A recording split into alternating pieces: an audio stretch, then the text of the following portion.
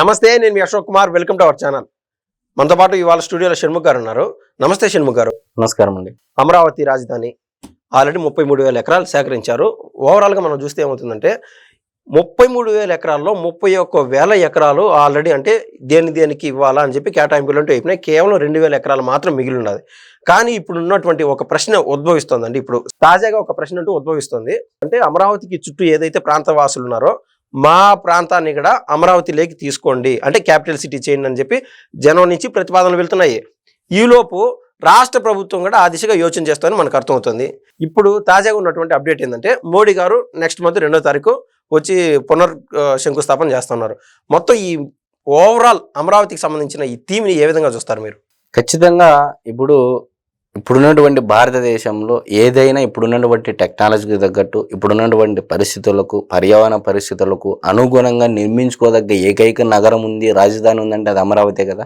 Okay, అంటే ముందుటి నుంచి పురాతన కాలం నుంచి కూడా అంటే తెలంగాణ వరకు వస్తే హైదరాబాద్ అని, తమిళనాడు వరకు వస్తే చెన్నై అని చెప్పి అంటే చెన్నపట్నం అని కొన్ని శతాబ్దాలుగా ఉండేది. అంటే ఫ్రీగా ఆల్రెడీ ముందుగానే క్యాపిటల్ సిటీస్ ఉన్నాయి. కానీ మీరు చెప్పినట్టు మన ఆంధ్ర రాష్ట్రానికి మన చేతుల్లో మనం నిర్మించుకున్నటువంటి రాజధాని. నిజంగా మీరు చెప్తా ఉండేది ఏంటంటే అన్ని రాష్ట్రాలకు రాజధానులు ఉన్నాయి, మరి మన రాష్ట్రానికి రాజధాని అని. ఎనీహౌ గతంలో జగన్మోహన్ రెడ్డి గారు కూడా అసెంబ్లీ సాక్షిగా 30,000 ఎకరాలు ఏంది, ఇంకా ఎక్కువే తీసుకోండి, ఇంకా పెద్ద కొన్ని వేల ఎకరాల్లో రాజధాని నిర్మించండి, నేను కూడా ఏకగ్రీవంగా ఆమోదిస్తున్నాను కూడా స్వయంగా జగన్మోహన్ రెడ్డి గారు చెప్పారు. మరి గుజరాత్లో ఉన్నటువంటి ధులేరా సిటీ 1,00,000 ఎకరాల్లో ఉందనేది అందరికీ తెలుసు.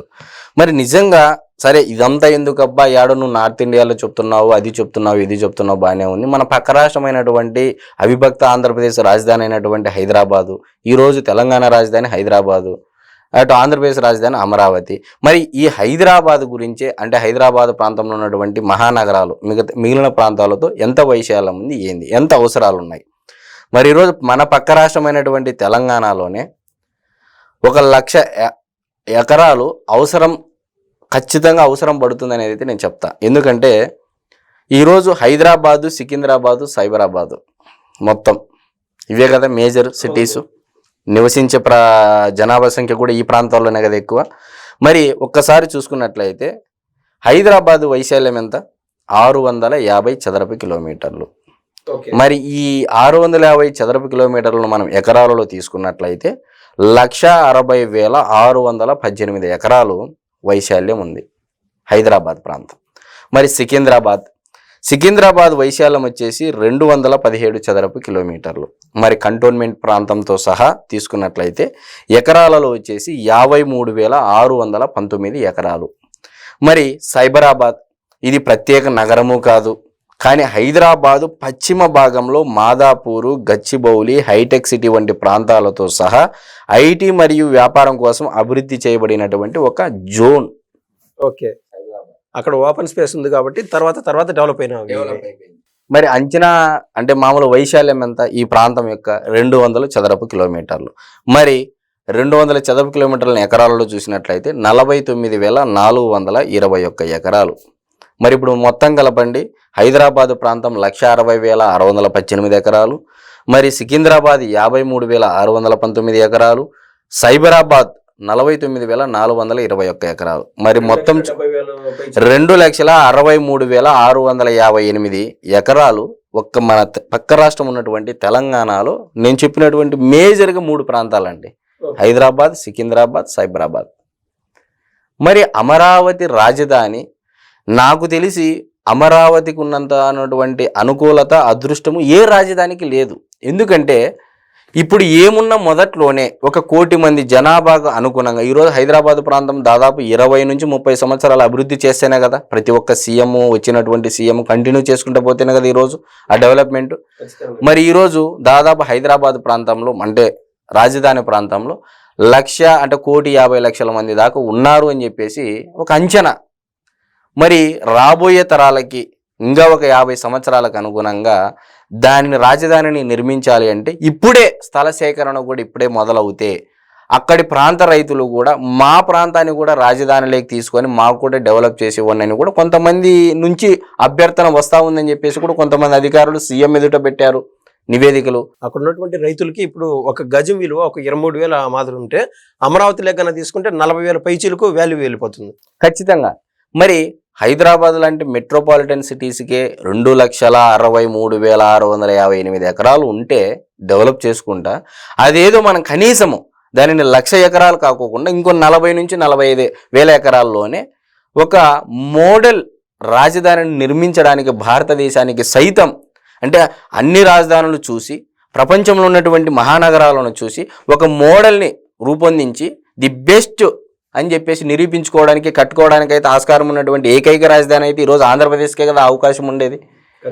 మరి పక్క రాష్ట్రంలో ఉన్నటువంటి ఏ రాష్ట్రాలు వద్దండి, బెంగళూరు వద్దు, చెన్నై వద్దు, ఇవి వద్దు, అవద్దు, ఇవద్దు, పక్క రాష్ట్రంలో ఉన్నటువంటి తెలంగాణలోనే 2,63,000 పైన ఎకరాలు ఈరోజు ఉంది రాజధాని ప్రాంతంలో. అంటే మరి అమరావతి రాజధాని ప్రాంతం రాబోయే ఒక 50 ఏళ్ళకు గాను అవసరాలకు అనుగుణంగా తప్పేమి లేదు కదండి. అది ప్రత్యేకంగా ఇప్పుడు 40,000 ఎకరాలు కొత్తగా తీసుకోవాల్సినంత అవసరం ఉండదండి. అంటే ఖచ్చితంగా ఇది మంచి పాయింట్. 40,000 ఇప్పుడు ఆల్రెడీ 33,000 ఎకరాలు భూములు ఇచ్చారు కదా, ఇంకా 40,000 ఎకరాలు ఎందుకు అని. గతంలో ఒక్క పోలవరం ల్యాండ్కి సంబంధించి R&R ప్యాకేజ్, నిర్వాసితుల యొక్క పరిహారము, జగన్మోహన్ రెడ్డి గారు రాకముందు ఎంత ఉండేది ఆ రోజు R&R ప్యాకేజ్. జగన్మోహన్ రెడ్డి గారు అది పోలవరం డ్యాము ఏదైతే కట్టుకోకుండా ఆపేసి ఏదో జరిపారంటారు, అద్దంటారు, ఇదంటారు. ఎనీహౌ మరి ఈ రోజు 2024 కొత్తగా వచ్చినటువంటి కూటమి ప్రభుత్వానికి ఎంత R&R ప్యాకేజ్ ఖర్చు అవుతా ఉంది. ఆ రోజులతో పోలిసి ఈ రోజు అయితే 2-3 రెట్లు అధికంగా పెరిగింది కదా. మరి ఈ రోజు చిన్న చిన్న పట్టణాల్లోనే రోడ్డు వైడనింగ్ చేయడం కోసము ఎంతెంత ప్యాకేజీలు ఇస్తా ఉన్నారండి. ఇల్లు కూలగొట్టే వారికి అయితేనేమి, ఆ ఇంటి నిర్వాసితులకు అయితేనేమి, చాలా మందికి. మరి అదే సేకరణ ఈ రోజు మనం ముందస్తుగానే రాజధాని ప్రాంతంలో తీసుకున్నట్లయితే రేపు రాబోయే తరాలలో ప్రభుత్వ ధనం అనేది వ్యయం ఉండదు. ఇది మేజర్ పాయింట్ అండి. నాకు తెలిసి ఒక R&R ప్యాకేజ్కి పోలవరం నిర్వాసితులకు 2వ విడతలు ఎంత ఇచ్చారండి, ప్రణాళిక అంటే ఇచ్చారనేది కాదు, ఎంత ఇవ్వాలని చెప్పేసి నిర్ధారించారు లెక్కలంటే 6,500 కోట్ల పైన. మొదటి విడతలు ఆల్రెడీ ఇచ్చారు, కొన్ని ఒక 700 కోట్లు 800 కోట్లు ఇచ్చారు. 2వ విడతలో 6,500 కోట్ల పైన నిర్వాసితులకి ఇంత అవుతుందని చెప్పేసి ఒక నిర్దిష్టమైనటువంటి సమాచారం ఉంది. మరి ఈరోజు నిర్వాసితులకి అన్ని వేల కోట్లు పోతే రేపు రాబోయే రోజుల్లో రాజధాని ప్రాంతంలో ఒక మెట్రో రైలు కోసమో, లేకపోతే ఇంకోటి ఔటర్ రింగ్ రోడ్డు కోసమో, ఇన్నర్ రింగ్ రోడ్డు కోసమో, ఇంకో రోడ్డు కోసం అని చెప్పేసి ల్యాండ్ సేకరించాలి అంటే, లేకపోతే రాజధాని ప్రాంతంలో వివిధ కంపెనీలకు ల్యాండ్లు ఇవ్వాలన్నా కూడా 2-3 ఏళ్ల పాటు ఒక రాష్ట్ర బడ్జెట్ కూడా సరిపోదు ల్యాండ్ కొనాలంటే. ల్యాండ్ కొనడానికంటే నిర్వాసితులకు ఇచ్చేటువంటి పరిహారమే వేల కోట్లు దాటిపోతుంది. మరి ఇదంతా పరిగణలోకి తీసుకున్నటువంటి ఇంకా ప్రభుత్వం ముందు ప్రతిపాదన ఉంది. మరి ప్రభుత్వం ఏ విధంగా వెళుతుంది అనేది మనం వేచి చూడాలి. మరొక వైపు మే 2వ తారీఖు, ఈ క్రమంలో మే 2వ తారీఖున మళ్ళీ అమరావతి యొక్క పునర్జీవం కలిగే విధంగా మోడీ గారు వచ్చి ప్రత్యేకంగా మళ్ళీ శంకుస్థాపన అంటూ చేస్తున్నారండి. ఈ విషయం ఎలా చూస్తారు? ఖచ్చితంగా అండి. ఆ రోజు కూడా అమరావతికి శంకుస్థాపన మోడీ గారి చేతుల మీద జరిగింది, చంద్రబాబు నాయుడు గారి చేతుల మీద జరిగింది. ఆ రోజు కూడా పవన్ కళ్యాణ్ గారు కూడా ఉన్నారు ఆ రోజు కూడా. మరి ఈ రోజు కూడా అదే మరి త్వయం ఏదైతే ఉందో మోడీ గారు, చంద్రబాబు నాయుడు గారు, పవన్ కళ్యాణ్ గారు, నారా లోకేష్ గారు, మరి ఈరోజు వారి ఆధ్వర్యంలోని మరల అమరావతికి శంకుస్థాపన చేయనున్నారనేది అయితే ఖచ్చితంగా మనం చెప్పవచ్చు. నాకు తెలిసి మోడీ గారు కూడా ఈసారి ఆంధ్రప్రదేశ్ రాష్ట్రం పట్ల కొంత ప్రేమ చూపిస్తున్నారనేది వాస్తవం. అవునండి. అంటే మిగిలిన రాష్ట్రాలతో సంబంధం లేకుండా ఆంధ్ర పైన ప్రత్యేకమైన ప్రేమ మనకు కనిపిస్తూనే ఉంది. అంటే మిగిలిన రాష్ట్రాలకు ఒకవేళ 10,000 కోట్లు వెచ్చించే సమయంలో మన రాష్ట్రానికి 18,000 కోట్లు కేంద్రం అంటూ వెచ్చిస్తుంది. ఎందుకండి ఒక రైల్వేలోనే చూడండి, పక్క రాష్ట్రం ఉన్నటువంటి తెలంగాణకు 5,000 కోట్లు కేటాయిస్తే మన రాష్ట్రానికి 9,000 కోట్ల రూపాయల పైన డబల్. మరి పోలవరానికి, అమరావతికి, ఐకానిక్ వంతెనలు, ఒక గుంటూరు పార్లమెంటు పరిధిలోనే చూసుకోండి ఎన్ని ఫ్లైఓవర్లు శాంక్షన్ చేయించారు. పెమ్మసాని చంద్రశేఖర్ గారు, నారా చంద్రబాబు నాయుడు గారి యొక్క అధ్యక్షతలో ఆయన యొక్క ఆదేశాల మేరకు ఎన్ని శాంక్షన్ చేయించారు. మరి మీరు ఇలా చూసుకుంటా పోతే రాష్ట్రంలో రేపు మే జూన్ నుంచి పనులు యుద్ధ ప్రాతిపదికన స్టార్ట్ అవబోతా ఉన్నాయి. ఎటు చూసినా నాకు తెలిసి కేంద్రం నుంచి దాదాపు ఇప్పటికే 1,00,000 కోట్ల రూపాయల వరకు తెచ్చుకున్నారనేది అయితే వివిధ లెక్కల ప్రకారం చెప్పినటువంటి రాజకీయ మేధావులు చెప్పినటువంటి లెక్కలు ఇవి. ఆల్రెడీ టెండర్లు పిలిచినారు, 40,000 కోట్ల మేర పనులు బిగిన్ అవబోతున్నాయి.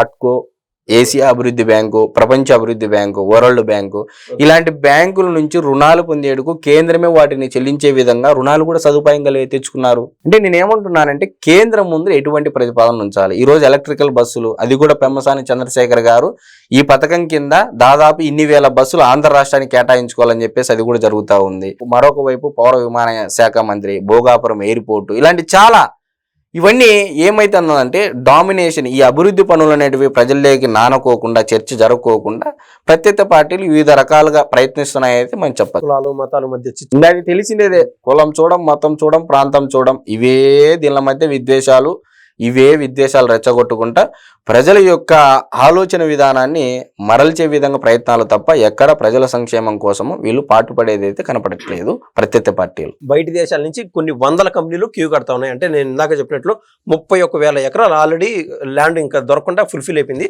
ఈ 40,000 ఎకరాల్లో కొత్తగా వచ్చేటువంటి వందల కంపెనీలకి బాబు గారు అంటే ఆ స్థలం కేటాయించడం కానీ, అదేవిధంగా ఎయిర్పోర్ట్కి సంబంధించి కూడా ఏదో ల్యాండ్ కేటాయింపు చేస్తున్నట్లు. ఎయిర్పోర్ట్ ఏందండి, ఇంటర్నేషనల్ ఎయిర్పోర్ట్ కోసం అమరావతిలో మామూలుగా ఇప్పుడు శంషాబాద్ ఎయిర్పోర్ట్ ఆ రోజుల్లో 5,000 ఎకరాలంటే అందరూ నవ్వారు. ఈ రోజు అదే ఇంటర్నేషనల్ ఎయిర్పోర్ట్ టెర్మినల్ 1, టెర్మినల్ 2 ఎన్ని టెర్మినల్స్ ఉన్నాయండి శంషాబాద్ ఎయిర్పోర్ట్లో.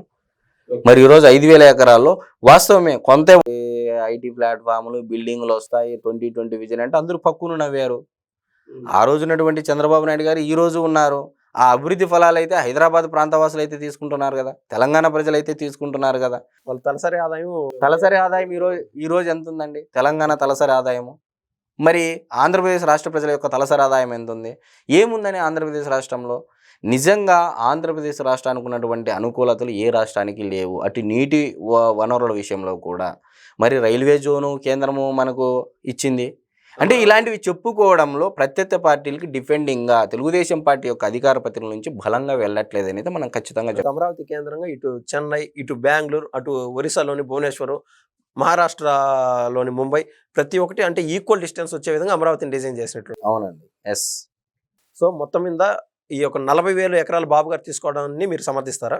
నేను సమర్థిస్తానని లేదనే దానికంటే నా యొక్క నిర్ణయం మీద అయితే రాష్ట్ర ప్రభుత్వం తీసుకోదు కదా. నేను ఫైనల్గా చెప్పేది ఏంటంటే పక్క రాష్ట్రంలో ఉన్నటువంటి హైదరాబాద్ ప్రాంతము, మా ప్రాంతము హైదరాబాదు, సైబరాబాదు, సికింద్రాబాదు ఎంత వైశాల్యం ఉంది, ఈరోజు ఎంతమంది జనాభా ఉంది అంచనా ప్రకారము, మరి భవిష్యత్ తరాలకు అనుగుణంగా ఆ రోజు ల్యాండ్ రేట్లు, ఈ రోజు ఒక ల్యాండ్ ఒక సెంటు కొనాలంటే కొనే పరిస్థితి ఉందండి. ఉండే చర్చ ఏంటంటే అండి ప్రతి ఒక్కరు కూడా 40,000 ఎకరాలు బాబు గారు జోబిలోకి వెళ్ళిపోతున్నాయి అన్నట్లు.